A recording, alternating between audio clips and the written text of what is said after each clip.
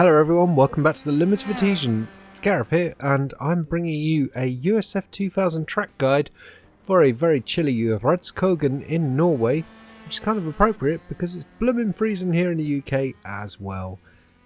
This track guide is probably not going to be at the ultimate pace of the car. I think there's probably going to be like a 117 or something if your name is Tor Malarin, but this is primarily to help out some of the other drivers on the grid. Someone specifically has requested this, so Keith, this is for you. I'm going to show you the lap at pace, and then a slowed down commentated version of the lap, and then chase cam as well with the driver input, so you can see what I'm doing. Anyway, let's get into it. I hope this is useful. Over to me.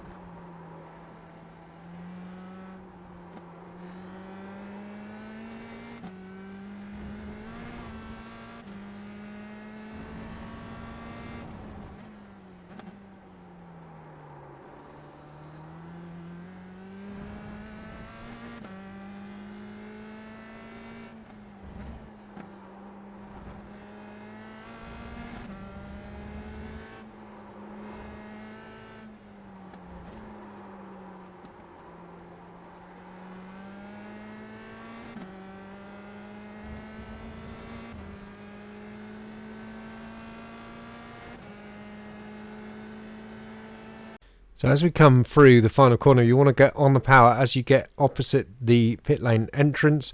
Use the runoff on the outside, but keep two wheels on the track. Now cross the track diagonally, heading for turn one, and we're looking for the red and white curbing on the outside of the corner. As my nose gets to that, that is my braking marker for turn one. Down to third gear and start turning in as you get to the end of the curb.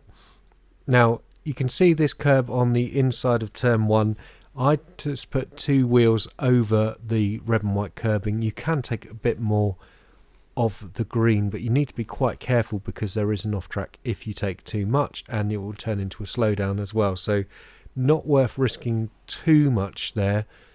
But we head into turn two, and as you can see, straightening out the car, and I end up exactly where I want to be, which is straddling the curb on the middle of the entrance to turn two.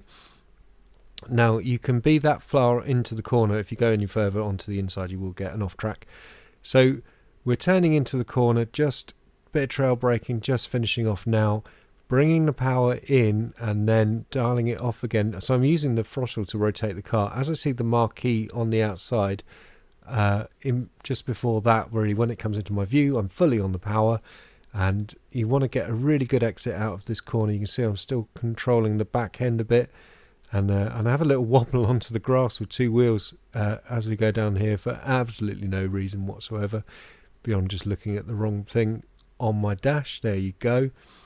So we're heading down the hill now, and getting up to sixth gear. As I say, this is the longest full throttle part of the lap, so it's very important that you get a good exit out of turn two. As we head down here, we're getting up into sixth gear, and you can see the sort of road markings down the middle of the road, and as you get to the end of that, that's going to be your braking marker for turn three. So we're into sixth gear, and we're bringing the car, turning in already now, and there you can see just starting to brake a little bit down to fifth gear.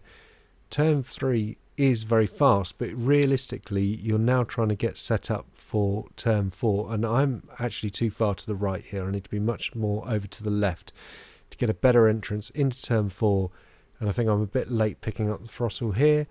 Could probably have been a bit earlier, which would have given me a better run up to the S's.